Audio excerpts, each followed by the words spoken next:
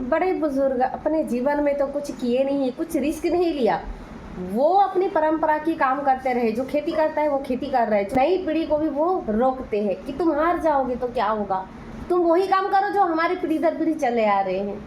तुमको ये नहीं रिस्क उठाना है, तुमको हम पैसा नहीं देंगे, बिजनेस करोगे तो पैसा नहीं देंगे, आगे घूमोगे तो तुम्हें पैसा नहीं देंगे। अरे भाई, ये नए जनरेशन है, अपनी चीज़ें मत थोपो। प्रकृति ने उन्हें भेजा है, उनका अपना कुछ सोच है, विचार है, अपनी कुछ क्षमता है, उनको अपनी क्षमता को यूज़ करने दो ना। क्यों उनके पीछे में पड़े रहते हो? अपने जीवन काल को देखो ना, कुछ किए क्या तो क्यों रोक रहे हो उनको नया करने के लिए, है ना?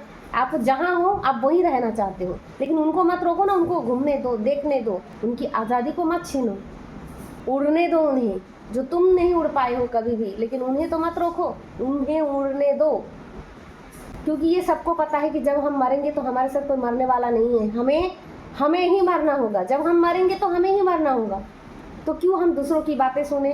क्यों हम ये सोचे कि लोग क्या कहेंगे? वो 4 लोगों के चक्कर में, वो 4 लोगों की बातें माइंड में आ जाएंगे और हम उस काम को छोड़ देंगे, हम अपने मन की चीज़ों को छोड़ देंगे। अपने भी कुछ पसंद है, कुछ विचार है, अपने भी कुछ सेल्फ रिस्पेक्ट होती है, विचार होते हैं, अपनी भी कुछ चीज़ें होती हैं, तो क्यों हम इसको छोड़ें? अपनी भी कुछ आत्मसम्मान होती है, तो इसको मत छोड़े।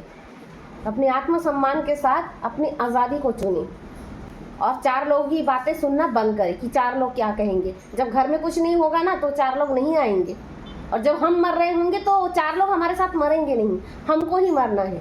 उस फिजूल की बातों को क्यों सुनना है? दुनिया बदल रही है, अभी भी सोच वहीं के वहीं रुका हुआ है कि हम तो यही थे, ज़िंदगी भर हम यहीं मरेंगे। क्यों मरेंगे भाई? तुम्हारी औकात नहीं थी, तुम्हारी उतनी हैसियत नहीं थी, तुम्हारी वो सोच ही नहीं थी कि तुम बाहर जाओ, देखो सारा चीज़ को, और तुम रोक रहे हो किसी और को।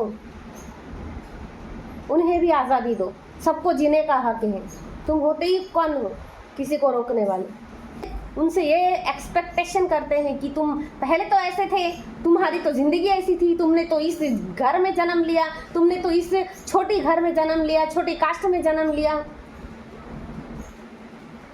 आज तुम इतने बड़े हो गए हो, तुम इतने बड़े कैसे हो सकते हो? मतलब उससे जलन की बू आती है, जलन की भावना आती है। तुम क्या चाहते हो? अपने जीवन में तो कुछ नहीं किए, और वो जहाँ है वो वहीं की पड़ा है। यानी तुमने अपनी ज़िंदगी में नई चीज़ों को ट्राई नहीं किए, बदलाव नहीं किए, और तुम चाहते हो कि सामने वाला भी वही करे, सामने वाला भी कोई पुरुषार्थ ना करे। तुमने तो कभी पुरुषार्थ किया नहीं है और तुम उसको भी रोक रहे हो। वो अगर आज किसी मुकाम पर है तो वो अपनी पुरुषार्थ की वजह से है। तो अगर वो पुरुषार्थ की वजह से है तो तुम कौन होते हो उसको रोकने वाले, ये कहने वाले कि तुम तो ऐसे थे, तुम तो वैसे ही थे, तुम तो छोटी घर में पैदा हुए हो, तुम छोटी कास्ट में पैदा हुए हो। जब खून चढ़ाई जाती है ना, तब उसका कास्ट चेक करते हो क्या? नहीं करते ना। इतना धर्म के पीछे भागते हो, इतना कास्ट के पीछे भागते हो, जाति के पीछे भागते हो, तो जब खून चाहिए होता है तो ला लो ना, अपने अपने कास्ट के लोगों को खून चढ़ा दो। चेक क्यों नहीं करते कि दूसरे कास्ट के खून है? तब क्यों कहते हो कि नहीं मेरी ज़िंदगी प्यारी है, अभी मुझे कुछ भी चढ़ा दो चलेगा, किसी भी कास्ट का खून दे दो चलेगा। तो ये जो फालतू का चीज़ है ना, बंद करो। अपनी दिमाग को थोड़ा सही सोच बनाओ, अपनी सोच को थोड़ा ऊपर उठाओ। जो तुम दूसरे को दबाते हो, नीचे झुकाते हो, गिराते हो ना, ये बंद करो।